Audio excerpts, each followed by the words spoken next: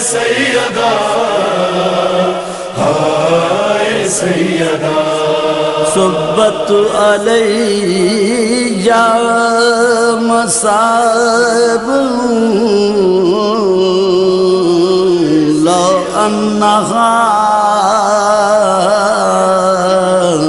صبت علی الایام سرنا لیالیا حول ولا قوة إلا بالله العلي العظيم أعوذ بالله من الشيطان اللعين الرجيم بسم الله الرحمن الرحيم الحمد لله الذي هدانا لهذا وما كنا لنهتدي لولا أن هدانا الله لقد جاءت رسل ربنا بالحق ثم الصلاة والسلام والتحية والإكرام على النبي الأمي المكي المدني القرشي الهاشمي الرسول المسدد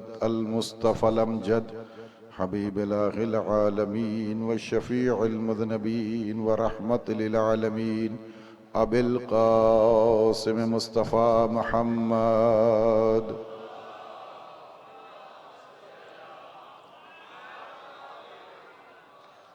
وعلى أهل بيته الطيبين الطاهرين المعصومين المظلومين ولعنة الله على أعدائهم أجمعين منكري فضائلهم وغاصبي حقوقهم رب اشرح لي صدري ويسر لي أمري واحلل عقدة من لساني يفقهوا قولي أما بعد فقد قال الله سبحانه وتعالى في القرآن الحكيم وهو أصدق الصادقين وقوله الحق بسم الله الرحمن الرحيم وآت ذا القربى حقه صلوات بر محمد وآل محمد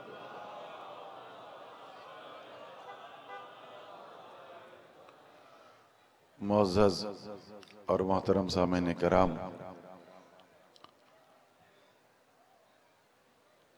سلسلے گفتگو کی آخری تقریر ہے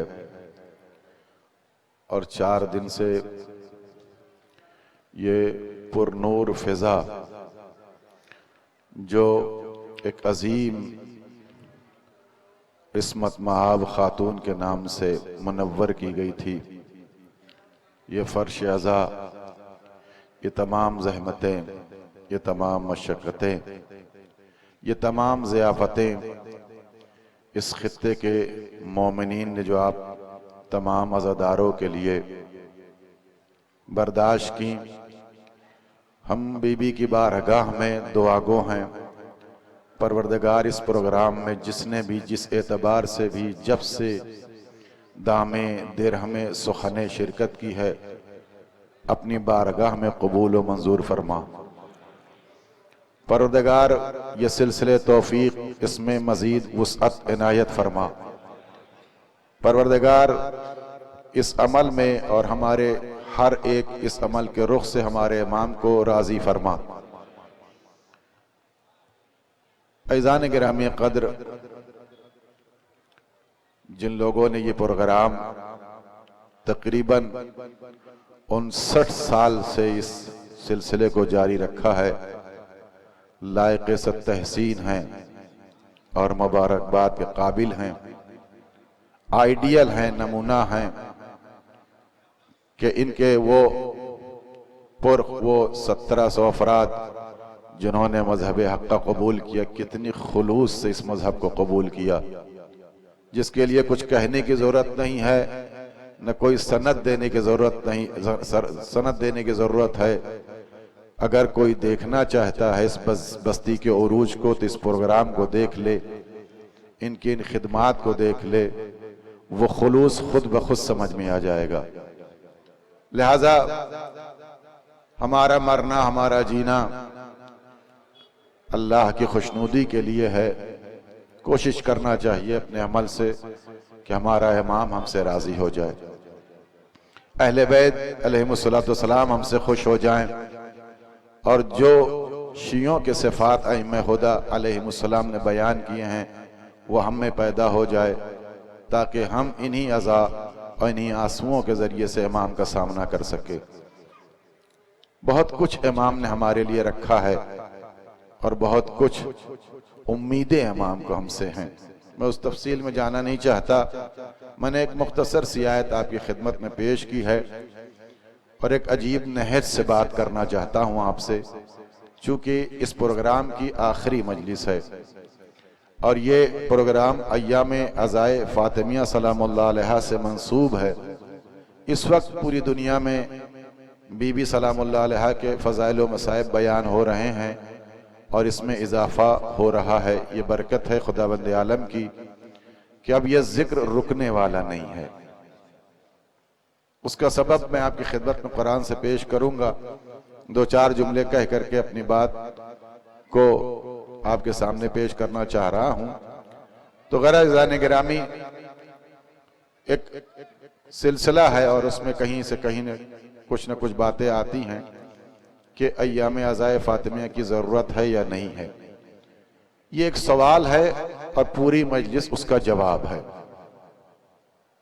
بالخصوص اپنے چھوٹے بھائیوں کے لیے یہ مجلس خصوصی توجہ چاہتا ہوں، بزرگان تقریباً ان کے سامنے تاریخ موجود ہے۔ میں آپ کے سامنے اس آیت کے پس منظر میں ایک تاریخ کا خاکہ پیش کرنا چاہتا ہوں، نچوڑ پیش کرنا چاہتا ہوں کہ بعد رسول اگر سب کچھ امیر المومنین کو دے دیا گیا ہوتا تو آج دنیا کا ہر انسان مطمئن ہوتا۔ یاد رکھیے، آج عذاب دو قسم کا ہے، عذاب مستاصل و عذاب غیر مستاصل۔ عذاب مستاصل وہ ہے کہ جو گزشتہ انبیاء کی امتوں پر آیا، جیسے فرعون کی خدائی کو ان کے تمام ماننے والوں کے ساتھ اللہ نے دریا میں ڈبو کے مار دیا۔ اس کو عذاب مستاصل کہتا ہے۔ جب نبی مانگتا ہے عذاب، تب وہ عذاب نازل۔ عذاب غیر مستاصل کا مطلب یہ ہے کہ جب ہم گناہ کریں گے تو اس کا اثر وضعی ہم پر مرتب ہوگا۔ جیسے روایت کے فقرے ہیں، جس زمین پر اعوذ باللہ زنا ہوتا ہو وہاں زلزلے ضرور آتے ہیں، جہاں جھوٹ بولا جا رہا ہو، خیانتیں کی جا رہی ہوں، وہاں سے اللہ برکتیں اٹھا لیتا ہے۔ جس علاقے میں سود کا پیسہ چلتا ہو وہاں فرشتوں کا نزول رک جاتا ہے۔ ایسے بہت سے گناہ ہیں جو ہم کو خدا سے دور کر دیتے، اسے عذاب غیر مستاصل کہا جاتا ہے۔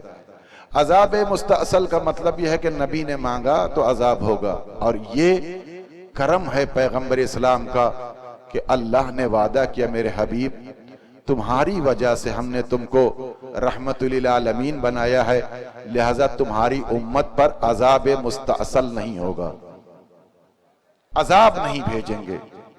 یہ بہت بڑا کرم ہے اللہ کا کہ پیغمبر اسلام کی ذات بابرکت کی بنیاد پر عذاب سے ہم محفوظ ہیں۔ اگر ہم گناہوں سے بھی بچتے رہیں گے تو یقیناً اللہ کی برکتوں سے ہم مستفیض ہوتے رہیں گے۔ یاد رکھیے، اللہ نے قرآن میں کہا، من یعظم شعائر اللہ فإنہا من تقوی القلوب، جو اللہ کی نشانیوں کا احترام کرتے ہیں، تعظیم کرتے ہیں، انہی کے دل میں اللہ کا تقوی پایا جاتا ہے، یعنی خوف خدا۔ شاعر اللہ کیا ہے؟ ہر وہ چیز جو آپ کو اللہ سے قریب کر دے، جو یاد خدا تک پہنچا دے، اسے شاعر اللہ کہا جاتا ہے۔ ہر وہ چیز، فرش عزا شاعر اللہ ہے، ذکر اہل بیت علیہ السلام شاعر اللہ ہے، کعبہ شاعر اللہ ہے، قرآن شاعر اللہ ہے، آیت قرآن شاعر اللہ ہے۔ جو بھی چیز آپ کو اللہ سے قریب کر دے، یاد تازہ کر دے، اسے شاعر اللہ کہا جاتا ہے۔ جب بھی اللہ کی نشانیوں کا احترام ہوتا ہے، تحقیر و توہین ہوتی ہے، تو پھر خدا اپنی آیتوں کی توہین برداشت نہیں کرتا۔ پیغمبر اسلام بیٹھے ہوئے ہیں صحابہ کرام کے درمیان،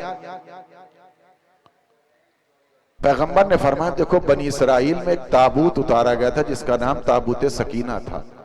سورہ بقرہ میں آیت موجود ہے جس میں انبیاء کے تبرکات موجود تھے، سب کچھ اس کے اندر موجود۔ آج بھی وہ تابوت امام کی خدمت میں موجود ہے، تو امام تشریف لائیں گے اور تابوت کے ساتھ آئیں گے۔ اللہ کا حکم تھا، دیکھو یہ تابوت اے بنی اسرائیل تمہارے درمیان ہے، جب تک تم اس کی تعظیم کرتے رہو گے آسمان کی برکتوں سے مستفیض ہوتے رہو گے، جس دن تم نے اس کی توہین کی تم ذلیل اور رسوا ہو کے مارے جاؤ گے۔ اور یاد رکھو اس کے نہ آگے جانا نہ اس کے پیچھے رہ جانا، ہمیشہ اس کے ساتھ ساتھ رہنا۔ تحملہ الملائکہ، اس تابوت کو ملائکہ اٹھائے ہوئے ہوتے تھے۔ یہ تابوت سکینہ، جب ان کے ہاں روشن خیالیاں بڑھ گئیں، علم تھوڑا سا آ گیا، دنیا طلبی اور خواہش نے ان کو گھیرا، تو انہوں نے تابوت کو چھوڑ دیا اور یوں ہی راستے میں ڈال دیا۔ بچوں نے اس میں رسی ڈالا، کبھی ادھر کبھی ادھر کھینچنا شروع کیا۔ اللہ نے منع کیا تھا میری آیتوں کی توہین نہیں کرنا، میری آیتوں کی توہین نہیں کرنا، اگر توہین کرو گے تو ذلیل ہوگے۔ اللہ نے فرشتوں کو بھیجا، تابوت بلا لیا۔ اب تابوت ان کی نظروں سے اٹھ کر کے پردے میں چلا گیا۔ اس کا مطلب کیا ہے؟ صحابہ کرام نے پوچھا یا رسول اللہ یہ گزشتہ انبیاء کے واقعات ہیں، کہا جاننا کیا چاہتے ہو؟ کا مطلب آپ سمجھانا کیا چاہتے ہیں؟ پیغمبر نے فرمایا اس واقعے کا مطلب یہ ہے کہ جیسے بنی اسرائیل میں تابوت سکینہ تھا، ویسے ہی ہماری امت میں ہمارے اہل بیت ہیں۔ بیدار ہو جائیے ذہن گرامی، ہمارے اہل بیت کی مثال بھی تابوت سکینہ کی طرح ہے، نہ اہل بیت سے آگے رہنا نہ اہل بیت سے پیچھے رہنا، ہمیشہ اہل بیت کے ساتھ ساتھ رہنا۔ جس دن تم اہل بیت کی توہین کرو گے تو تم دنیا میں بھی ذلیل ہو کے مارے جاؤ گے، آخرت میں بھی رسوا کیے جاؤ گے۔ یاد رکھیے ایک دو نشانیوں کی توہین نہیں ہوئی عزیزوں، 12 علی شہید کر دیے گئے، اس لیے ہماری نگاہوں سے آخری علی کو پردے غیب میں اٹھا کے رکھ دیا گیا۔ آج دنیا اور امت جو ذلیل ہو رہی ہے اس کا سبب یہاں سے اب سنیے ذہن گرامی، وَآتِ ذِی الْقُرْبَىٰ حَقَّهُ، میرے حبیب اپنے رشتہ داروں کو حق دے دیجئے۔ ایک سلسلہ توجہ کیجئے گا، ایام عزائے فاطمیہ کیوں؟ توجہ کیجئے گا، پیغمبر اسلام کی وفات کے بعد، شہادت کے بعد، جب سقیفہ میں لوگوں نے خلافت کو اپنے ہاتھ میں لے لیا، اس تصرف کو اپنے ہاتھ میں اور یہ باغ ڈور اپنے ہاتھ میں سنبھالی، تو سب سے پہلا قدم کیا تھا؟ تسلسل کے ساتھ سنیے گا، بولیے نہ بولیے آپ کا اختیار ہے ذہن گرامی، میں اس کی فکر نہیں کرتا کہ مجمع کتنا بولتا ہے۔ میں اپنی بات آپ کی خدمت میں عرض کرنا چاہتا ہوں، بالخصوص چھوٹے بھائیوں کو، کہ ہمارے ساتھ یعنی امت پیغمبر اسلام کے ساتھ جو کھیل کھیلا گیا ہے وہ کیا تھا؟ وہ آپ کے سامنے میں اہل سنت کی کتابوں سے پوری ذمہ داری کے ساتھ میں رکھ رہا ہوں بات، توجہ کیجئے گا۔ پیغمبر کی آنکھ بند ہوئی، پیغمبر دنیا سے گئے، لوگوں نے پیغمبر کے جنازے میں شرکت نہیں کی، امیر المومنین کے گود میں پیغمبر کی رحلت واقع ہوئی، روح قفس عنصری سے پرواز کر گئی، پیغمبر کی وصیت ہے اے علی غسل تم دو گے، کفن تم پہناؤ گے، تم مجھے دفن کرو گے، میری میت پر نماز تم پڑھو گے۔ اے علی بہت سی وصیتیں امیر المومنین کو پیغمبر نے کی، درمیان میں نقل کروں گا۔ ادھر امیر المومنین تجہیز و تکفین میں مصروف تھے، ادھر امت کا کھیل شروع ہوا، سقیفہ میں لوگ جمع ہو گئے، خلافت کے ساتھ تمام وہ صورتیں جو وہ کرنا چاہتے تھے، جو سازش تھی، اس کا ابتدا اس کا آغاز ہو گیا۔ پہلا قدم اس امت کے خلفاء کا جو اس امت کے ساتھ یہ ہوا، جیسے ہی باغ ڈور سنبھالی گئی، خلافت کا اعلان ہوا، تو پہلا یہ اقدام ہوا کہ حدیث رسول کو بیان نہیں کیا جائے گا، نہ حدیث رسول لکھی جائے گی نہ حدیث رسول بیان کی جائے گی۔ عزیزان گرامی، قرآن ایک ہی دفتی کے اندر موجود تھا، یہ جو پارے تقسیم ہے 40 پارے، یہ خلیفہ کے دور میں کیے گئے تھے۔ کیوں؟ اس لیے کہ لوگ مسجد میں بیٹھتے تھے، رسول کی حدیث کو بیان کرتے تھے، محظوظ ہوتے تھے۔ جب اس سلسلے کو روکنا ہوا تو یہ کہا گیا خلیفہ کی طرف سے بنی امیہ کے دور میں کہ انہیں کہو کہ مسجد میں حدیث رسول نہ بیان کریں، مسجد میں بیٹھنا ہے تو صرف قرآن پڑھیں۔ کیوں؟ اس لیے کہ اگر حدیث رسول بیان کی جائے گی تو اسی حدیث رسول میں قرآن کی باتیں ہوں گی تو قرآن کی تفسیر بھی ہوگی. جہاں پیغمبر اسلام تفسیر بیان کریں گے، آیتوں کا معنی بیان کریں گے، تو ان آیتوں میں اس آیت کا بھی تذکرہ ہوگا کہ شجر ملونہ کون ہے، شجر طیبہ کون ہے، شجر ملونہ کون ہے، شجر طیبہ کون ہے. لہذا اگر اس پر پردہ ڈالنا ہے تو حدیث رسول کو روک دو، حدیث رسول بیان نہ ہو. یہ سلسلہ سن 11 ہجری سے لے کر کے 95 ہجری تک جاری رہا. بہت سے صحابہ کرام نے جن کے سینوں میں پیغمبر کی حدیثیں موجود تھی، روایتیں موجود تھیں، اقوال پیغمبر موجود تھے، سب ان کے سینوں میں رہ گئی. جناب ابو سعید، جناب ابو درداء، جناب ابو ذر غفاری، اس کے علاوہ بہت سے صحابہ کرام لا تعداد روایتوں کے ذمہ دار تھے. ان کو جیل میں ڈال دیا گیا صرف اس لیے کہ تم حدیث نہیں بیان کرو گے. جناب ابو درداء کو کوڑے لگائے گئے کہ تم روایت نہیں بیان کرو گے. عزیزان گرامی، یہ سلسلہ اتنا طولانی تھا کہ اس طولانی دور میں حدیثوں کے لکھنے پر پابندی ہے. اب جب سوال یہ کیا جاتا ہے کہ حدیث رسول کیوں نہیں لکھی جائے گی تو جواب ادھر سے دیا جاتا ہے اس لیے نہیں لکھی جائے گی کہ اللہ کی کتاب ہمارے لیے کافی ہے. قول پیغمبر اگر لکھا جائے گا تو آیت میں اور حدیث میں فرق نہیں ہو پائے گا. مسلمانوں، قرآن اللہ کا معجزہ ہے، قرآن اللہ کا معجزہ ہے. کسی کا بھی کلام اللہ کے کلام میں آمیزش نہیں ہو سکتی. اگر آمیزش کا خطرہ ہو، ملنے کا خطرہ ہو، التباس کا خطرہ ہو تو معجزہ نہیں رہ جاتا. قرآن معجزہ خالدہ ہے، قرآن معجزہ جاویدہ ہے. قیامت تک اس کی آیتیں ایسے ہی سرسبز و شاداب رہیں گی.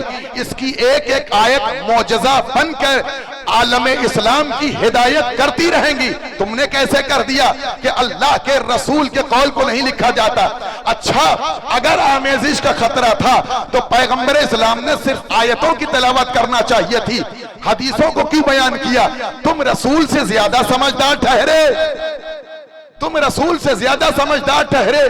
تم نے تو اپنی زندگی میں یہ واضح کر دیا نہ قرآن پر تمہیں ایمان ہے نہ رسول پر تمہیں ایمان ہے. جب رسول جانے لگے اپنی وفات کے چند گھنٹے پہلے دوات قلم مانگا تو تمہارے خلیفہ نے یہ کہہ کے روک دیا پیغمبر کو بخار ہے، زحمت نہ دو. تمہیں زیادہ ہدایت کی فکر تھی، پیغمبر کو کم فکر تھی. یعنی پیغمبر کم سمجھدار تھے، تم زیادہ سمجھدار تھے. جس کے لیے اللہ نے کہا ہے کہ دیکھو اگر تم ہم تک پہنچنا چاہتے ہو تو اطاعت رسول کرنا. اطاعت رسول کا مطلب ہے جو رسول دے دے اسے لے لینا، جس سے رسول روک دے اسے رک جانا. تم نے پیغمبر کو روک کے بتا دیا نہ ہم رسول والے ہیں نہ ہم قرآن والے ہیں. توجہ کیجئے گا. اب یہ سلسلہ چلتا رہا حدیث کا. اچھا، اگر حدیث لکھنے پر پابندی تھی تو قیامت تک یہ پابندی رہنا چاہیے تھی، چونکہ قرآن قیامت تک جائے گا. اگر تمہارے دور خلافت میں قرآن کی آیتوں سے التباس کا خطرہ تھا تو پھر ہر زمانے میں خطرہ رہنا چاہیے تھا. لیکن سن 147 ہجری منصور دوانقی کا دور آیا. اس دور میں حدیث ان کے کہنے پر اہل سنت کے معتبر ترین عالم دین معطا ابن مالک کی کتاب، جن کو ابن مالک کہا گیا، انہوں نے اپنی کتاب معطا ابن مالک لکھی جس میں 3 لاکھ سے زیادہ روایتیں نقل کی ہیں. عزیزان گرامی، اتنے عرصے میں 11 ہجری سے لے کے 95 ہجری تک حدیث رسول پر پابندی ہے. کیوں؟ کہا اس لیے کہ اصلی مال روک لو تاکہ مارکیٹ میں نقلی مال اتارا جا سکے. اتنی تعداد میں حدیثیں کہاں آ گئیں؟ پیغمبر نے کہاں بیان کی تھی؟ وہ جگہ بتاؤ، نہیں معلوم ہے. اچھا ٹھیک ہے، اگر حدیث رسول پر پابندی تھی تو کیوں لکھی گئی معطا ابن مالک؟ لکھی گئی جانے گرامی، سلسلہ لکھا جاتا رہا. ان کے ہاں سب سے معتبر ترین کتاب صحائح ستہ، جن کو صحیح کہا جاتا ہے، غلط نہیں کہا جاتا، صحیح کہا جاتا ہے. حدیثوں کے لکھنے کا سلسلہ کیا ہے؟ توجہ کیجئے کہ ایک ایک لفظ پر توجہ چاہتا ہوں پوری ذمہ داری سے. کتاب جس سے میں پڑھ رہا ہوں آگئے نصیر احمدی جو ایران کے بہترین محقق ہیں، انہوں نے کتاب لکھی ہے اصول حدیث. اس میں یہ پورے حوالہ جات کے ساتھ یہ بیان تحریر فرمایا ہے کہ ان کی سب سے معتبر کتاب صحاح میں صحیح بخاری ہے. ان کا مزاج کیا ہے حدیث لکھنے کا؟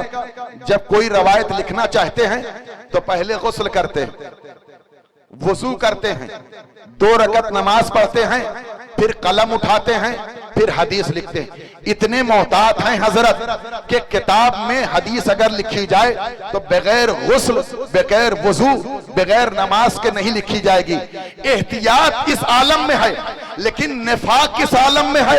انہوں نے لکھا، اہل سنت کے بزرگ علماء نے لکھا کہ اس صحیح بخاری میں جو روایت نقل ہوئی اس میں ابو ہریرہ سے 274 حدیثیں نکلی گئی اور ابو موسیٰ اشعری سے 57 حدیثیں نقل کی گئی اور ام المومنین عائشہ سے 247 حدیثیں نقل کی گئی. عبداللہ بن عمر سے 254 حدیثیں نقل کی گئی. عزیزان گرامی اور مولا علی سے صرف 19 حدیثیں نقل ہوئیں. توجہ کیجئے گا، صرف اس صحیح بخاری میں 19 حدیثیں امیر المومنین سے، جس کو پیغمبر نے فرمایا ہو انا مدینۃ العلم وعلی بابہا، میں شہر علم ہوں، علی اس کا دروازہ ہے. علم لینا ہو تو علی کے پاس آنا، حکمت چاہیے ہو تو در علی پر آنا. اس سے تم نے صرف 19 حدیثیں نقل کی. اور صدیقۃ الکبریٰ فاطمۃ الزہرا بنت پیغمبر اسلام سے صرف ایک روایت اس کتاب میں نقل کی گئی ہے. عزیزو 3 لاکھ روایتوں سے زیادہ اس کتاب میں روایتیں نقل ہیں اور ان 3 لاکھ سے زیادہ روایتوں میں 19 حدیثیں منبع عصمت سے لی گئی، بقیہ سارے غیر معصوم سے روایتیں لی گئی. عزیزان گرامی اس سے تمہیں سمجھ میں کیا آتا ہے؟ اور اس سے عزیزان گرامی ایک راوی جس کا نام عمران بن حطان ہے، اس ملعون نے امیر المومنین کے قاتل عبد الرحمن بن ملجم کا قصیدہ لکھا. اس کی اس ضربت کو ثقلین کی عبادت سے بہتر قرار دیا اور اس منافق سے لا تعداد روایتیں اس کتاب کے اندر نقل کی گئیں. عزیزو جو دشمن علی تھا اس سے تم نے روایت نقل کی، جو اللہ کی حجت تھا اس سے تم نے روایت کو چھوڑ دیا. یہ پہلا سلسلہ تھا جو راویان حدیث میں غلط ملت کیا گیا اور روایتوں کو نقل کیا گیا. عزیزان گرامی یہ اہل سنت کی کتابوں کی روایت کا سلسلہ تھا کہ انہوں نے روایت کو لکھا. اب توجہ کیجئے گا، تمہاری صحیح بخاری کا یہ عالم ہے کہ جہاں پیغمبر نے علم لینے کے لیے کہا تھا وہاں تم نے چھوڑ دیا.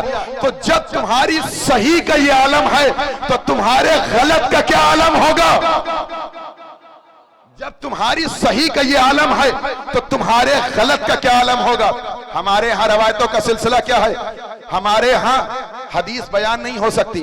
امیر المومنین کا دور تقیہ میں گزرا، امام حسن کا دور تقیہ میں گزرا، امام حسین کا دور تقیہ میں گزرا.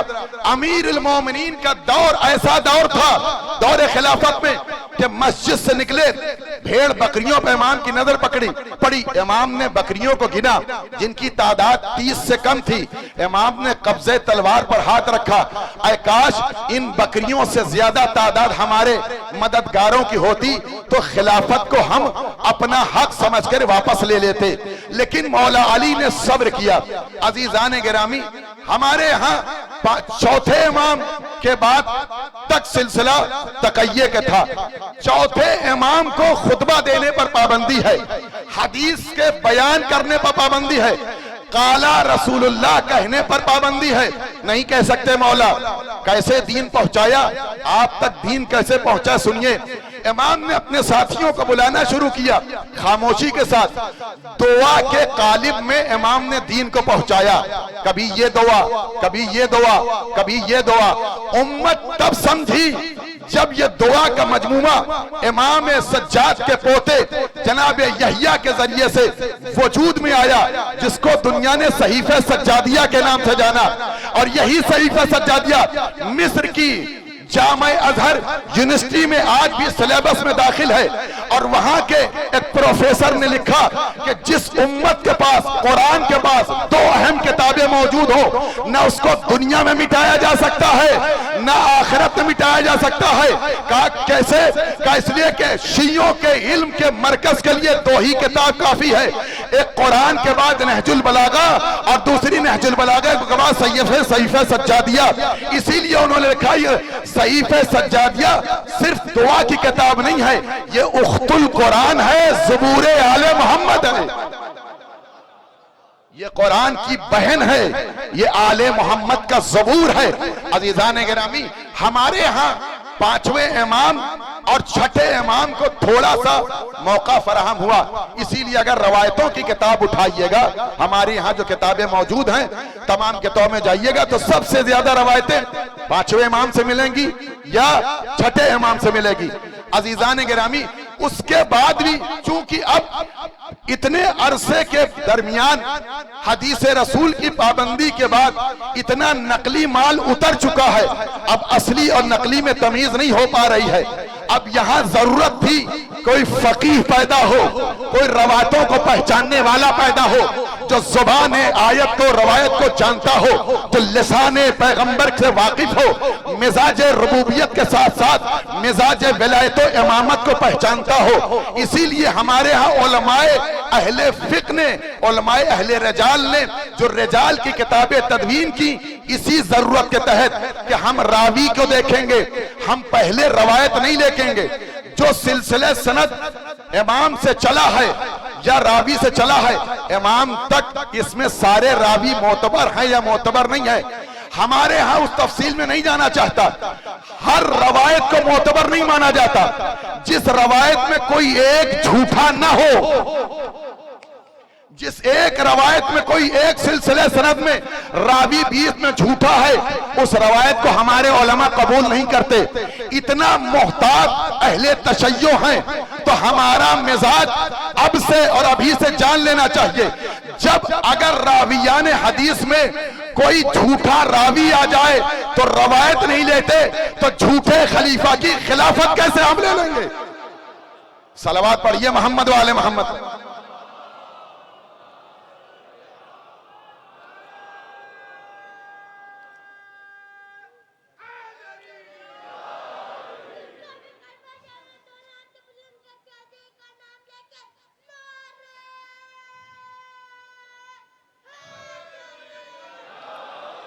آپ نے غور فرمایا زان گرامی، تو یہ سلسلہ رہا، تو روایتوں کے سلسلے پر پابندی تھی۔ دوسرا اقدام توجہ کیجئے گا، اس خلافت میں دوسرا اقدامات جو امت جوجھ رہی ہے، اس کا سبب یہ ہے کہ قول رسول ہم تک نہیں پہنچ پایا۔ دوسرا اقدام یہ تھا کہ جناب سیدہ کے جو سپاہی اور باغ کے نگران تھے، جو ذمہ دار تھے، وہ سب بی بی کے دروازے پر آ گئے۔ شہزادی نے پوچھا کیا ہو گیا؟ کہا مجھے باغ سے نکال دیا گیا ہے اور باغ سے پابندی، باغ پر پابندی عائد کر دی گئی ہے کہ یہ ملکیت خلافت کی ہے، فاطمہ کا حق نہیں ہے، یعنی باغ فدق۔ اچھا، مسلمانوں نے لکھا کہ یہ ایک مختصر سا باغ تھا جو مدینے سے تھوڑی مسافت کے دور پر آج بھی فدق موجود ہے۔ یہ باغ نہیں تھا، یہ صرف باغ نہیں تھا۔ پوری ذمہ داری کے ساتھ میں آپ کی خدمت عرض کر رہا ہوں، یہ مختصر سا باغ نہیں تھا۔ عزیزان گرامی، اس کا قضیہ تب حل ہوا جب 7ویں امام کو ہارون رشید نے بلایا اور بلانے کے بعد کہا، اے فرزند رسول، اگر آپ آمادہ ہوں اور راضی ہوں تو میں آپ کی دادی کا حق آپ کو واپس کرنا چاہتا ہوں۔ امام نے مسکرا کے کہا، تمہاری بساط میں نہیں ہے کہ میرا حق واپس کر سکو۔ کہا نہیں، آپ اپنا حق بتائیے۔ کہا میں نے تم کو کہا کہ تم واپس نہیں کر سکتے ہو۔ اس نے کہا نہیں، آپ کو آپ کے اجداد کے حق کا واسطہ بتائیے کیا جاننا چاہتے ہو؟ کہ میں حدود اربع جاننا چاہتا ہوں کہ اس باغ فدق کا تصور کیا ہے، یہ پراپرٹی کتنی تھی؟ عزیزان گرامی، اس کو فدق اس لیے کہا جاتا ہے، جناب نوح کا بیٹا جس کو حام کہا جاتا ہے، ان کا بیٹا جس کو فدق کہا جاتا ہے، اس نے اس مقام پر آ کر کے اس شہر کو آباد کیا تھا۔ امام نے کہا کہ اگر تم ہمارا حق واپس کرنا چاہتے ہو تو اپنا ایک ایسا ایلچی بٹھاؤ کہ میں بیان کروں وہ لکھتا رہے۔ اب امام نے بیان کرنا شروع کیا، پہلا حد سمرقند، دوسرا حد افریقہ، تیسرا حد اردن، چوتھا حد سیف البحر۔ عزیزان گرامی، روایت کے فقرے ہیں، صاحب لمعۃ البیضاء فی شرح خطبۃ الزہرا میں لکھا انہوں نے کہ جیسے جیسے امام بیان کر رہے تھے ہارون رشید کا چہرہ سیاہ ہوتا چلا جا رہا تھا۔ جب امام حدود اربع بیان کر چکے تو ایک مرتبہ کھڑے ہو کے کہتا ہے، فرزند رسول بھی ہمارے پاس بچتا ہی کیا ہے، ہمارے پاس بچتا ہی کیا ہے؟ کہا سن، اس باغ فدق کو جو تو باغ سمجھتا ہے یہ باغ نہیں تھا، تیرے خلیفہ کے دور میں اس کی ملکیت کی جو کچھ پونجی نکلتی تھی، جو فائدہ ہوتا تھا، 40,000 دینار تھا، جس کو خرچ پورے عالم اسلام کے فوجیوں پر کیا جاتا تھا۔ جب بنت پیغمبر اسلام نے فدق مانگا اور خلیفہ نے لکھ کے دے دیا اور دوسرے خلیفہ نے آ کے چاک کر دیا، پیغمبر کی لکھی ہوئی تحریر کو پھاڑ کے زمین پر ڈال دیا، رسول کی بیٹی روتی رہی، لرزتی رہی، اور آ کر کے خلیفہ دوم اول سے کہتا ہے تم نے کیا لکھ کے دے دیا؟ کہا جس کا حق تھا ہم نے اسے واپس کر دیا۔ کہا نہیں، حق واپس نہیں ہوگا، اگر حق واپس ہو جائے گا تو ہم فقیر ہو جائیں گے، ہم حکومت نہیں چلا سکتے، فوجیوں کا خرچ کہاں سے دیں گے؟ عزیزان گرامی، جب مزاج میں غاصبانہ رویہ ہو تو یہاں دستور یہی مرتب پاتا ہے۔ غرض جناب سیدہ سلام اللہ علیہا کا یہ جو فدق حدود اربع کے اعتبار سے تھا یہ چھین لیا گیا۔ جب جناب سیدہ کو خبر ہوئی، بی بی گواہوں کے ساتھ پہنچی، وہ پوری تاریخ آپ کے ساتھ ہے، میں کسی اور بات کی طرف جانا نہیں چاہتا، اور تفصیل میں بہت ضخیم کتابیں لکھی گئی ہیں فدق کے حوالے سے۔ مسلمانوں نے کہا یہ مال غنیمت ہے، 6 کتابوں میں اہل سنت کے صاحب در منصور نے بھی، صاحب تفسیر الکبیر نے بھی اس کو لکھا، یہ مسلمانوں کا حق نہیں تھا۔ کہا پھر کس کا حق تھا؟ کہا پیغمبر اسلام نے جناب خثیمہ بن مسعود انصاری کو خیبر کے یہودیوں کے پاس بھیجا کہ اسلام قبول کر لو، تو ان کا جو میر کارواں تھا اس کا نام یوشع بن نون یہودی تھا، اس کے پاس آئے جناب خثیمہ بن مسعود انصاری، پیغمبر کی پیشکش رکھی کہ دیکھو ہم اسلام تو قبول نہیں کریں گے لیکن اپنی پراپرٹی کا، یہودیوں کی پوری پراپرٹی کا آدھا حصہ آپ کے حوالے کر دیں گے۔ عزیزان گرامی، آدھا حصہ آپ کے حوالے کر دیں گے۔ جناب مسعود انصاری آ گئے، پیغمبر کو پیش کیا، رسول اللہ نے کہا ٹھیک ہے صلح ہو جائے گی۔ عزیزان گرامی، امیر المومنین کو اور دیگر مخصوص صحابہ کو بھیجا، اے علی جاؤ قرارداد کر کے آؤ اور اس پر مہر رسالت کی لگاؤ۔ عزیزان گرامی، یہ مکمل پراپرٹی جو فدق کے نام سے جانی جاتی ہے، یہ صرف فدق نہیں تھا۔ صاحب لمعۃ البیضاء نے لکھا اس کے اندر قلعوں کی جو تعداد تھی، وہ قلعے اس اعتبار سے تھے کہ 3 حصوں میں قلعے بٹے ہوئے تھے۔ پہلا حصہ نطاط کہلاتا تھا، دوسرا حصہ قتیبہ کہلاتا تھا، ان تینوں حصوں میں 7 قلعے موجود تھے۔ جب اس کی تحریر مکمل ہوئی، تب جیسے ہی تحریر مکمل ہوئی، پیغمبر اسلام کے پاس جبریل آئے اور یہ آیت نازل ہوئی، وَآتِ ذِی الْقُرْبَىٰ حَقَّهُ، اے اللہ کے رسول اپنے قریب ترین رشتہ داروں کو اپنا حق دے دیجئے۔ پیغمبر اسلام نے صحابہ کو گواہ ٹھہرایا، ان گواہوں میں امیر المومنین کو گواہی کے طور پر رکھا، اے علی میں تمہیں گواہ بناتا ہوں، ان لوگوں کو گواہ بناتا ہوں کہ میں پورا حق فدق کا اپنی بیٹی فاطمہ کے نام کر کے جا رہا ہوں۔ عزیزان گرامی، رسول لکھ کر کے چلے گئے، پیغمبر کی بیٹی کو یہ حق دے دیا گیا پیغمبر کے دست مبارک سے۔ مسلمان کہتا ہے مال غنیمت ہے، نہیں، یہ مال غنیمت نہیں ہے، اس کو شریعت کے لسان میں مال فے کہا جاتا ہے۔ مال فے کا مطلب یہ ہے کہ مال غنیمت وہ ہوتا ہے جس میں مسلمان جنگ کرے، گھوڑا دوڑائے، تلوار چلائے، یا مارے یا شہید ہو جائے۔ جو مال غنیمت فتح کے بعد ملے تو وہ مسلمانوں میں تقسیم ہوگا، اس مال کو مال غنیمت کہا جاتا ہے۔ عزیزان گرامی، انہوں نے تو کبھی تلوار نہیں چلائی، ان کی تو عادت یہ تھی کہ تلوار علی چلائیں گے، حصہ ہمیں مل جائے گا۔ مزاج تو وہی بنا ہوا تھا۔ عزیزان گرامی، یہاں بھی وہی سمجھا۔ اور مال فے اسے کہتے ہیں جس میں کسی مسلمان نے گھوڑا نہ دوڑایا ہو، لشکر کشی نہ کی گئی ہو، ایسے ماحول میں جو صلح کے اعتبار سے پراپرٹی ملتی ہے اس کا حق صرف رسول کا حق ہوتا ہے، اس پر کسی اور غیرے کا حق نہیں ہوتا۔ پیغمبر اسلام نے اپنی زندگی میں اپنی بیٹی کو یہ حق عطا کر دیا۔ صلوات پڑھیے محمد والے محمد پر۔ فیضان گرامی قدر، عرض خدمت جو گفتگو ہو رہی تھی وہ یہ کہ جناب صدیقۃ الکبریٰ سلام اللہ علیہا کو پیغمبر اسلام نے چند گواہوں کے سامنے فدق دے دیا، اور امیر المومنین علیہ السلام نے وہ گواہی پیش کی، اور امیر المومنین علیہ السلام نے اس گواہی کو جو پیش کیا تو قبول نہیں ہوئی۔ آپ کے سامنے بات موجود ہے، وقت کافی ہو گیا، اس کو اور مزید ہم ادامہ نہیں دینا چاہتے اور طولانی بیان ہو جائے گا۔ غرض عزیزان گرامی کہ اب جب فدق لٹ گیا، ابن ابی الحدید معتزلی اہل سنت کے بزرگ اور معتبر عالم دین ہیں جنہوں نے نہج البلاغہ کی شرح لکھی ہے اور سب سے معتبر شرح مانی جاتی ہے۔ انہوں نے اپنے استاد فارسی سے پوچھا کہ یہ بتاؤ کہ بنت رسول نے جو فدق مانگا تھا کیا ان کا حق تھا یا نہیں؟ تو فارسی نے کہا کہ بنت رسول کا حق تھا۔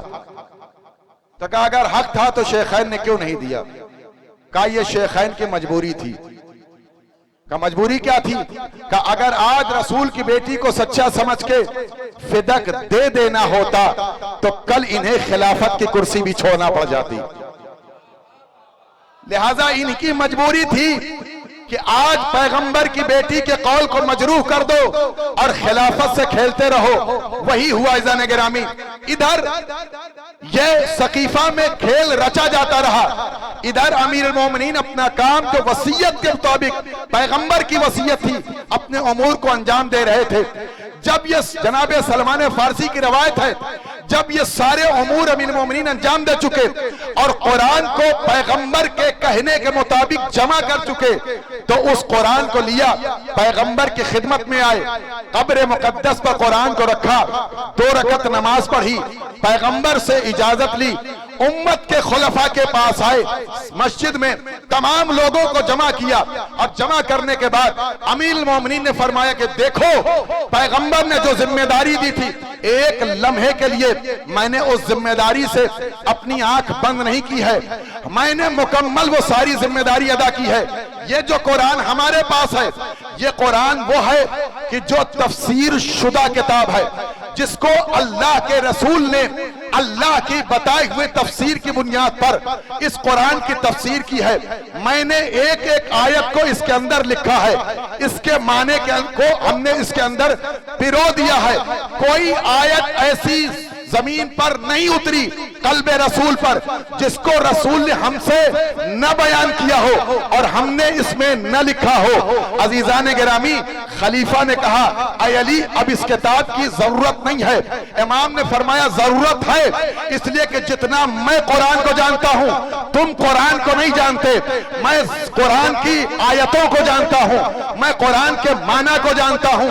کون سی آیت سفر میں نازل ہوئی علی بتائیں گے، کون سی آیت حضر میں نازل ہوئی علی بتائیں گے، کون سی آیت مکہ میں نازل ہوئی علی بتائیں گے، کون سی آیت شب میں نازل ہوئی علی بتائیں گے، کون سی آیت دوپہر میں نازل ہوئی علی بتائیں گے۔ ایک ایک آیت کا معنی ایک ایک آیت کا مفہوم، عام کیا ہے، خاص کیا ہے، ناسخ کیا ہے، منسوخ کیا ہے، مطلق کیا ہے، مقید کیا ہے، ہر ایک لفظ کو میں جانتا ہوں۔ تمہیں معلوم ہے کہ قرآن کو کون جانتا ہے؟ کہا حذیفہ یمانی جانتے ہیں۔ کہا پوچھو حذیفہ یمانی کتنا جانتے ہیں؟ حذیفہ قرآن کو کتنا جانتے ہو؟ کہا قرآن کا ایک حصہ جانتا ہوں۔ دوسرے نے کہا خلیفہ اول قرآن کو جانتے ہیں۔ کہا تم کتنا جانتے ہو؟ کہا میں قرآن کا ایک حصہ جانتا ہوں۔ جب علی سے پوچھا گیا یا علی آپ قرآن کو کتنا جانتے ہیں؟ کہا قرآن ہی نہیں توریت بھی جانتا ہوں، زبور بھی جانتا ہوں، انجیل بھی جانتا ہوں۔ 104 صحیفے اللہ نے نازل کیے ہیں، ہر ایک کتاب کے ایک ایک معنی کو میں بیان کروں گا۔ عزیزان گرامی، جن خلیفہ کو فاقہۃ الابا کی تفسیر نہ معلوم ہو وہ قرآن کے معنی کو بیان کریں گے۔ انہیں کیا پتا کہ قرآن کیا ہے؟ قرآن آل محمد پر نازل ہوا ہے، قرآن اہل بیت کے گھر کی میراث ہے، ان کے گھر کے آنگن میں قرآن نے انگڑائیاں لی ہے، وحی کا فرشتہ ان کے دروازے پر نازل ہوا ہے۔ امیر المومنین کا میں نے حجت تمام کر دی، قرآن کو سمیٹ لیا۔ طلحہ آگے بڑھے، یا علی قرآن کا جو قرآن امت کے حوالے خلیفہ نے کیا یہ حجت ہے، اس میں نہ کوئی ایک آیت کم ہے نہ اس میں کوئی آیت زیادہ ہے، یعنی اس مغالطے میں نہ رہیے گا کہ جو موجودہ قرآن ہے اس میں کم زیادہ کچھ ایسا نہیں ہے۔ ہمارے فقہا کا اجماع ہے کہ قرآن میں کسی قسم کی تحریف نہیں ہوئی ہے۔ اس قرآن میں جو موجودہ ہمارے گھروں میں ہے، مسجدوں میں، اور وہ قرآن جو مولا علی نے جمع کیا تھا اس کو مصحف ناطق کہتے ہیں۔ اس میں فرق یہ ہے کہ اس قرآن میں جہاں پر لفظ منافق ہے مولا نے وہاں پر منافق کا نام بھی لکھا ہے، جہاں مومنین کا تذکرہ ہے وہاں امام نے مدرک بھی بیان کیا ہے، یعنی قرآن کے مفہوم کو، قرآن کی آیتوں کے معنی کو مولا علی نے اجاگر کیا ہے۔ جب طلحہ نے کہا یا علی قرآن دے دیجئے، مولا نے کہا حجت تمام ہو گئی، اب جب میرا آخری حجت آئے گا تو یہی قرآن لے کر کے آئے گا۔ توجہ کیجئے گا ذہن، مولا علی آئے اور آنے کے بعد گھر پہنچے۔ عزیزان گرامی، یہ امیر المومنین کا پیغام تھا، حجت خدا کا پیغام تھا کہ سب سے زیادہ امت میں بعد پیغمبر عالم ہم ہیں۔ اللہ کے رسول نے ہمیں علم کے باب سکھائے ہیں، ہر باب سے ہم نے کئی ہزار باب کھولے ہیں۔ عزیزان گرامی، جب آپ کوفے میں تھے، ایک روایت اور اس کے بعد ربط مصائب کے بعد کوفے میں تھے، مولا علی نے نماز کے لیے جب جانے لگے تو دیکھا چند لوگ ایک کھنڈر میں بیٹھے ہوئے ہیں۔ امام نے ان سے کہا کہ دیکھو نماز کا وقت ہے، مسجد میں آ جاؤ۔ انہوں نے کہا کہ آپ چلیے ہم آ رہے ہیں۔ انہوں نے ایک جانور پکڑا جس کا نام گو ہے اور اس کے ہاتھ پر بیعت کر لی، کہا ہم علی کو اپنا امام نہیں مانیں گے، ہم اسی کو اپنا امام مانیں گے۔ یہ سوچ کر کے مسجد میں آئے تو امام علیہ السلام نے جیسے ہی مسجد میں قدم رکھا تو امام نے فرمایا کہ جب لوگ میدان محشر میں آئیں گے تو آواز قدرت ہوگی وقفوا انہم مسئولون، انہیں روکو، ابھی ان سے ہمیں کچھ پوچھنا ہے۔ توجہ کیجئے، انہیں ابھی ان سے ہمیں کچھ پوچھنا ہے۔ وہ پوچھا کیا جائے گا؟ تو تمام لوگوں کو ان کے امام کے بارے میں پوچھا جائے گا، ہر امت کو اس کے امام کے ساتھ شمار کیا جائے گا۔ اے کوفے والوں، تمہارے کوفے والوں کے درمیان سے 7 افراد وہ ہوں گے جن کا امام ان کا جانور ہوگا۔ امیر المومنین کے اس پیغام سے یہ منافقین کے ہاتھ کے طوطے اڑ گئے، ان کو کیسے معلوم ہو گیا؟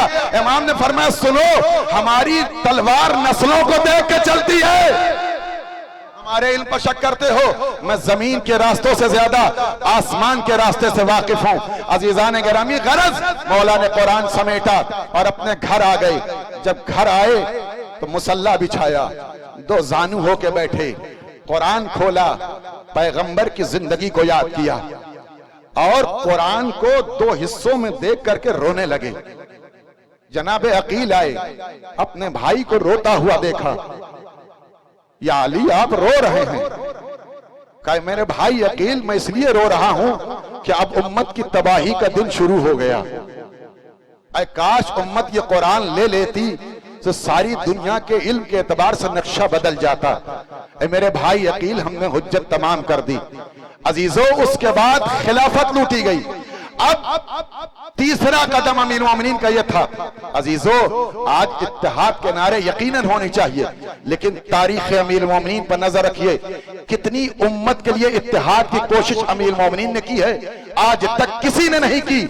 امیر المومنین نے اپنے دونوں امام حسن امام حسین کم سنی کے عالم ہے، بنت پیغمبر اسلام کو لیا. اے فاطمہ امت کی تباہی کا وقت آ گیا ہے، نکلو. سواری لائے، سیدہ کو سواری پر سوار کیا، مہار اپنے ہاتھ میں رکھی. مدینے کے ایک ایک صحابی کے دروازے پر یہ مخدرات عصمت، یہ پاکیزہ خاتون، یہ عظیم مرتبہ رکھنے والے حجت خدا، حجج الہی سب کے دروازے پر گئے. تمہیں غدیر یاد نہیں ہے؟ تمہیں قول رسول یاد نہیں ہے؟ ہوتے ہوتے اسنان بن انس کے پاس آئے اور اس ملعون سے کہا کہ تم غدیر میں موجود تھے، گواہی دو کہ غدیر میں رسول نے کیا کہا تھا. کہا یا علی میں بوڑھا ہو گیا ہوں، میں بوڑھا ہو گیا ہوں، زمانہ مجھے یاد نہیں ہے. امیر المومنین نے کہا جب تو مرے گا تو دنیا تیری موت سے عبرت حاصل کرے گی. تاریخ نے لکھا مولا نے دروازہ چھوڑا تھا، اس کے چہرے پر سفید داغ ابھر آیا جو امامے کے چھپائے سے چھپتا نہیں تھا. عزیزو چھپے گا کیسے؟ جس پر علی داغ لگا دے اسے دنیا نہیں چھپا سکتی. یہ امیر المومنین کے قول کا اثر تھا. عزیزان گرامی غرض خلافت بھی لٹ گئی، قرآن پر پابندی عائد کر دی گئی، رسول کے قول پر بھی پابندی آئی، بہت سی باتیں تھی. پھر کسی موقع پر عزیزان گرامی سب کچھ لٹ گیا. اب امیر المومنین نے صرف صبر کا دامن پکڑا اور صرف اس لیے اے علی کچھ بھی ہو جائے تلوار آپ نہیں اٹھائیں گے. اے علی کچھ بھی ہو جائے آپ تلوار نہیں اٹھائیں گے. وہ اشجع العرب، وہ صنادید العرب، جس کے تلوار کے سکے دنیا کے تمام بہادروں پر بیٹھے ہوئے تھے، وہ لوگ اس کے سامنے آ گئے بیعت کا مطالبہ کرنے کے لیے جو کسی جنگ میں ٹھہرتے نہیں تھے. یہ صبر علی تھا. ایک یہودی دیکھ رہا تھا علی کی گردن میں رسی ڈالی جا رہی ہے. جب وہ دیکھتا رہا کہ علی خاموش ہے، اس نے کہا تم میں کوئی ہے جو مجھے کلمہ پڑھوا دے؟ کہا نہیں. کہا کیا کرنا چاہتے ہو؟ کہا میں کلمہ پڑھنا چاہتا ہوں. کہا کیوں؟ کہا اس لیے کہ میں اس کی گردن میں رسی دیکھ رہا ہوں جو سردار اسلام ہے، اس لیے کہ جس کی تلوار کا جواب مسلمان نہ لا سکتا ہو، کافر و مشرکین اس کے سامنے جمع نہ ہو سکتے ہو، عرب کے بزدل ترین اس کی گردن میں رسی ڈال رہے ہیں. اس کا مطلب نمائندے الہی صبر کر سکتا ہے، دنیا کا کوئی انسان اتنی شجاعت کے بعد صبر نہیں کر سکتا. یہ علی کا صبر قرآنی صبر ہے، یہ علی کا مزاج قرآنی مزاج ہے، یہ الوہیت کی تربیت کا یافتہ زبان ہے. علی اللہ کی لسان کا نام ہے، علی اللہ کی قدرت کے مظہر کا نام ہے. عزیزان گرامی اس نے اسلام قبول کر لیا. ہاں عزیزان گرامی ہم ایام فاطمیہ کیوں مناتے ہیں؟ اس لیے مناتے ہیں یہ جرائم آشکار ہو جائیں. یہ جرائم نہیں بیان ہوں گے تو ہمارے دلوں میں اپنے نہیں غیروں کو بٹھایا جائے گا. عزیزان گرامی ان ایام کی کتنی زیادہ اہمیت ہے، روایت یہی مصائب بھی ہے. جناب بشار چھٹے امام کے زمانے میں ہے. انہوں نے کہا کہ ہم امام کی خدمت میں پہنچے. چھٹے امام کے سامنے ایک ظرف میں بھرا ہوا ظرف کھجوروں سے رکھا ہوا تھا اور کوئی نہیں تھا، میرا امام اکیلا تھا. ہم امام کی خدمت میں آئے، تھوڑی دور دسترخوان سے بیٹھ گئے. امام نے کہا بشار میرے قریب آؤ، دسترخوان پہ کھجورے رکھی، تم بھی نوش کرو. کہ مولا اللہ اس نے برکت دے، عافیت عطا کرے، میرا دل نہیں چاہتا. بشار کیا ہو گیا؟ تمہارا چہرہ اترا ہوا ہے. امام بلند ہوئے، بشار کے پاس آئے، ہاتھ پکڑا، دسترخوان میں بٹھایا. بشار کھاؤ، تناول کرو، کھجورے ہیں. امام نے بشار سے پوچھا بشار تمہارا دل اتنا زیادہ پریشان کیوں ہے؟ کہا مولا میں آ رہا تھا تو میں نے دیکھا ایک عورت کو پولیس والے اس کے سر پر ڈنڈے مار رہے تھے. یہ منظر دیکھ کے میں بہت پریشان ہوا تو میں نے لوگوں سے پوچھا آخر اس عورت کو کیوں مارا جا رہا ہے؟ مولا اسے قید کر دیا گیا. کہا بشار تمہیں کیا معلوم ہوا؟ امام کھجورے کھا رہے ہیں.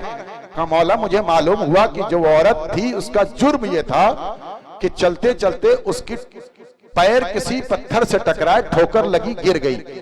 جب گری تو اس نے کہا لعن اللہ ظالمی کے یا فاطمہ، اے فاطمہ آپ کے ظالموں پر اللہ کی لعنت ہو۔ جیسے ہی یہ فقرہ سنا امام زارو قطار رونے لگے۔ امام نے اپنے ہاتھوں سے کھجوریں رکھ دی، بہت روئے۔ بشار کہتے کہ امام کا ابا کا آگے کا حصہ آنسوؤں سے تر ہو گیا، اپنی دادی پر رونے لگے۔ بشار سے کہا قم الہ مسجد سہلہ، اے بشار کھڑے ہو، مسجد سہلہ چلیں گے، ہم اللہ کی بارگاہ میں اس خاتون کے چھوٹنے کی اور آزاد ہونے کی دعا کریں گے۔ کیا کہا تھا اس نے؟ فاطمہ کے قاتلوں پر اللہ کی لعنت ہو، فاطمہ کے ظالموں پر اللہ کی لعنت ہو۔ یہی فقرہ امام تک پہنچ گیا عزیزو۔ امام مسجد سہلہ آئے اور کچھ صحابیوں سے کہا جاؤ تم زندان جاؤ، جو کچھ اس خاتون کے ساتھ ہو رہا ہو مجھے آ کے بیان کرنا، اس کے پاس سے ہٹنا نہیں۔ عزیزان گرامی امام نے سجدے میں سر رکھا، اللہ کی بارگاہ میں دعا کی۔ بشار کہتے امام نے سر اٹھایا اور یہ کہا بشار اٹھو، وہ عورت آزاد کر دی گئی ہے۔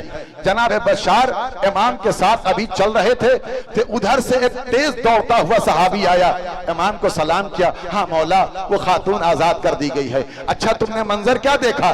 کہا مولا میں نے منظر دیکھا کہ جب وہ آزاد ہو کے گھر سے قید خانے سے باہر نکل رہی تھی تو داروغہ زندان نے اس کے جرم کے بعد بھی اس کو 700 درہم دینا چاہا، تو اس نے کہا یہ کس کا پیسہ ہے؟ کہا یہ حکومت کا پیسہ ہے۔ کہا میں اس حکومت کا پیسہ نہیں لوں گی جو فاطمہ کے ظالموں کے حمایت کرتی ہو، میں اس حکومت کا پیسہ نہیں لوں گی۔ امام نے کہا اچھا اس نے پیسہ نہیں لیا؟ کہا ہاں مولا اس کو ضرورت ہے، غریب خاتون ہے، فقیر خاتون ہے، لیکن یہ پیسہ نہیں لے گی، نہیں لیا۔ امام نے اپنے ابا کے دامن میں ہاتھ ڈالا، دینار کی تھیلی کو نکالا، چند دینار کی تھیلی تھی جو جس کے اندر چند دینار تھے، بشار کو دیا، بشار لے جاؤ اس عظیم خاتون کو میرا سلام کہنا اور سلام کر کے میری طرف سے یہ تحفہ پیش کرنا۔ عزیزان گرامی بشار نے کہا اس کے دروازے پر آئے، ہم نے امام کا سلام پہنچایا، زارو قطار رونے لگی۔ کہا ہم گنہگار اس قابل ہو گئے کہ میرا آقا مجھے سلام کرے؟ عزیزو اس کا مطلب یہ ہے کہ جو سیدہ کے ظلم کو یاد کر کے روتا ہے اس کی امامہ اس کی حمایت حجت خدا کرتا ہے۔ امام کے پیسے پیش کیے، اس نے گریہ کرتے ہوئے کہا فرزند رسول سے کہنا کہ مجھے پیسے کی ضرورت نہیں ہے، یہ امام کا تبرک ہے، ہم نے قبول کر لیا، لیکن یہ پیغام دے دینا مولا اس زمین پر آپ کے دروازے کے علاوہ میں کسی اور دروازے کو نہیں جانتی۔ عزیزان گرامی آپ نے غور کیا اس روایت سے واضح ہے کہ جس اعتبار سے جناب سیدہ کے مظالم کو آشکار کیا جائے گا، کوئی ساتھ ہو نہ ہو حجت خدا ضرور ہوتا ہے۔ اس لیے کہ جس رسول کی بیٹی پر مظالم کا تذکرہ ہے اس پر ہر امام رویا ہے۔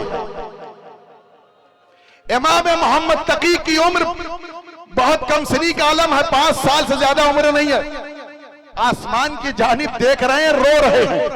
امام علی نقی نے پوچھا میرے لال کیا دیکھ رہے ہو؟ کہا بابا میری اپنی دادی کے ظلم کو یاد کر رہا ہوں۔ اے میرے بابا کتنا مصائب میری دادی فاطمہ پر توڑ دیا گیا۔ عزیزان گرامی امام حسن مسجد نبوی ایک راستے سے جاتے جو دور ہوتا تھا، قریب راستے کو چھوڑ دیا تھا۔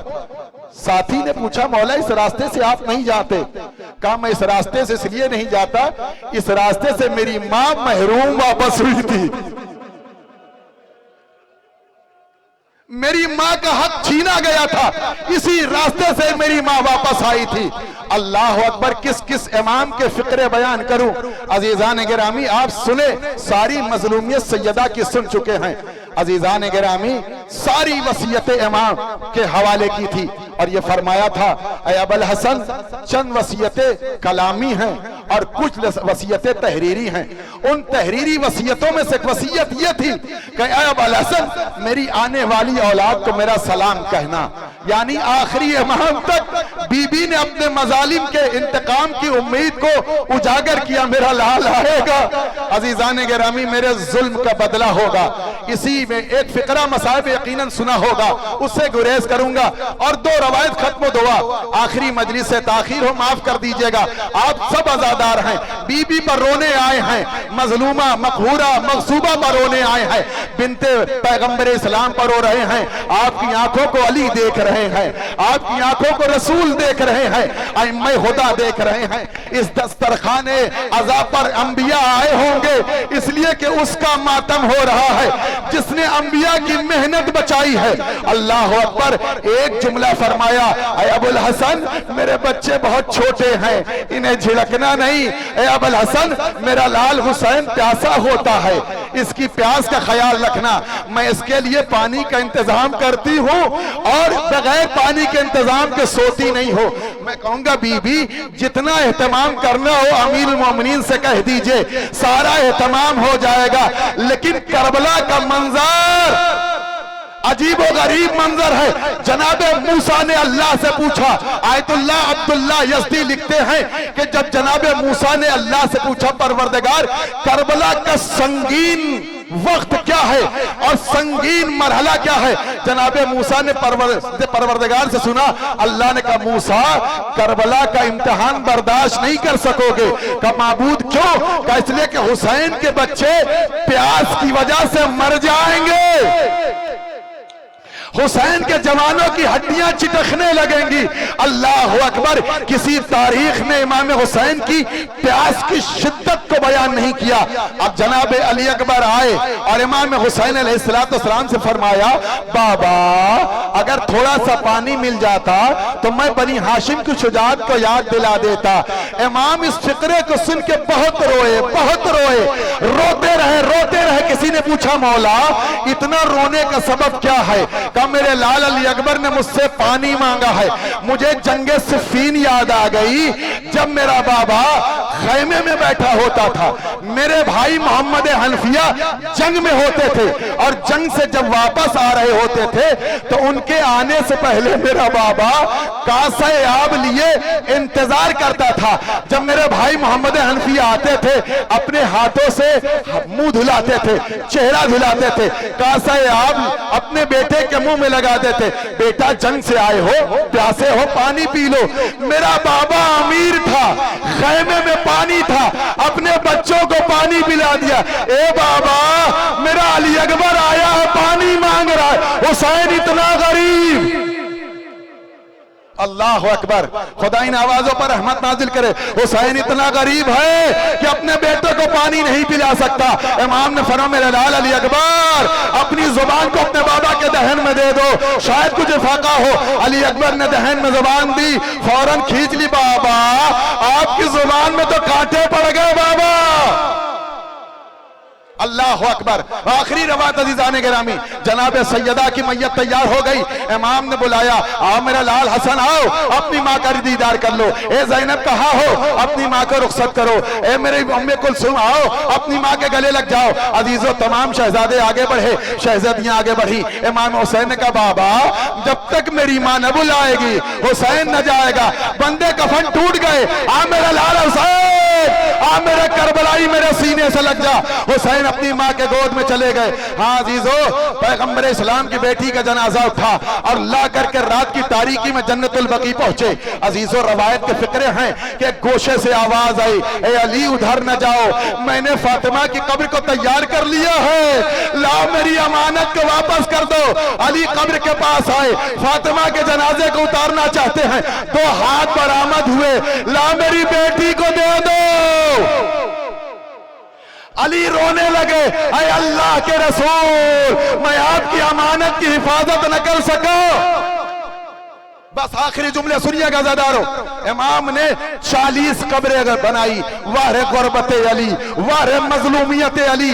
ہم اپنے خاندان کے مرنے والوں کی قبر کا نشان بناتے ہیں، قبر کا نشان بناتے ہیں، مٹنے نہ پائے۔ نہ جانے کس جگر سے علی نے فاطمہ کو دفن کیا اور دفن کرنے کے بعد نشان قبر مٹانے لگے۔ آئے فاطمہ صبح ہو گئی، بس 2 جملے، صبح ہو گئی۔ جب صبح ہوئی شیخ عباس قمی لکھتے ہیں کہ جناب عمار یاسر کہتے ہیں مسجد نبی کے دروازے پہ میں کھڑا تھا کہ ادھر سے خلیفہ دونوں باہر آئے، کہا اے عمار میں نے سنا ہے کہ بنت رسول دنیا سے رخصت ہو گئی، کہا ہاں رخصت ہو گئی، علی نے رات کی تاریکی میں دفن کر دیا، کہا یہ کیسے ممکن ہے؟ ہم نے نماز جنازہ نہیں پڑھی، ہم نے شرکت نہیں کیا تشییع میں، لہٰذا ہم تو جائیں گے اور قبر کو کھودیں گے اور کھود کر کے بنت رسول کی میت کو نکالیں گے، اس پہ نماز جنازہ پڑھیں گے، ہماری اجازت کے بغیر رسول کی بیٹی کو دفن کر دیا گیا۔ عزیزو جناب عمار کے فقرے ہیں، میں اتنی تیز دوڑا، اس فقرے کو سننے کے بعد میرے پیروں سے نالین نکل گئی، دوڑتا ہوا علی کے قدموں پہ گرا، مولا غضب ہو گیا، لوگ فاطمہ کی قبر کی جانب جا رہے ہیں۔ اسی وقت کے لیے رسول نے فرمایا تھا علی کے اس غصے سے بچنا جب علی مٹی کے گھوڑے پر سوار ہو، سرخ امامہ پہنے ہو، برہنہ شمشیر لیے ہو تو علی کے قریب نہ جانا۔ عزیزو مولا گھر میں آئے، سرخ امامہ پہنا، برہنہ شمشیر لیا اور ننگے پیر نکلے عزیزان گرامی، اور چلتے ہوئے مدینے کی گلیوں سے علی کا غیظ و غضب، علی کی مظلومی دیکھو عزیزو، اور جنت البقیع کے تلوار کو رکھا۔ تم میں مجال ہے فاطمہ کی قبر کی جانب آنکھ اٹھا کے دیکھو، پورے مدینے کو خون سے رنگین کر دوں گا۔ قول رسول خلافت تک تھا، قول رسول قرآن کی حفاظت تک تھا، فاطمہ کی حرمت پامال ہوئی تو ہم تمہیں خون سے رنگین کر دیں گے۔ خلیفہ دوم نے کہا اے علی ہم نے قسم کھائی ہے بغیر نماز پڑھے نہیں جائیں گے۔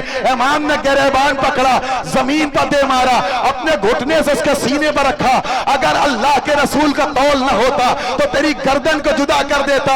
اے سن میں نے قسم کھا رکھی ہے اگر فاطمہ کی قبر کی ایک ذرہ مٹی ہٹی تو مدینہ خون سے رنگین ہوگا۔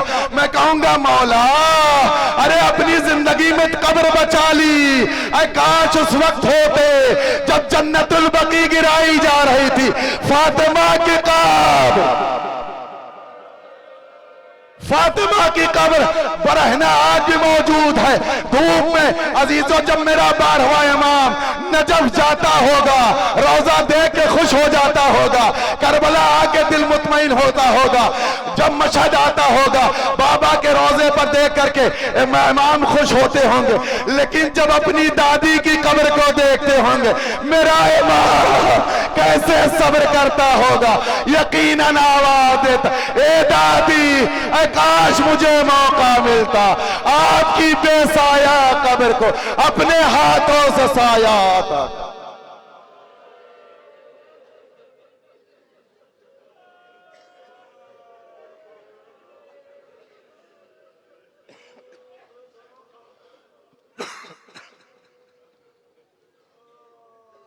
سيعلم الذين ظلموا أي منقلب ينقلبون ألا لعنة الله على القوم الظالمين اللهم كل وليك الحجة ابن الحسن صلواتك عليه وعلى آبائه في هذه الساعة وفي كل الساعة وليا وحافظا وقائدا وناصرا ودليلا وإن حتى تسكنه أرضك طوعا وتمتعه فيها طويلا۔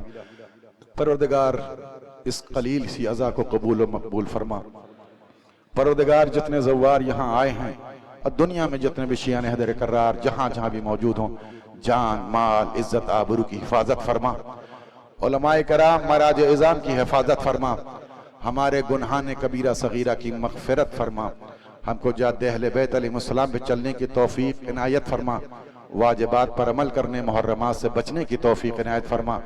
پروردگار اس پروگرام کو منعقد کرنے میں اور جب سے یہ سلسلہ جاری ہے پروردگار اس سلسلے کو قبول فرما، اس میں روز بروز اضافہ فرما، جس نے لوگوں نے اس میں شرکت کی ہے پروردگار ان کی روزی روزگار ان کے عمل میں برکت عنایت فرما۔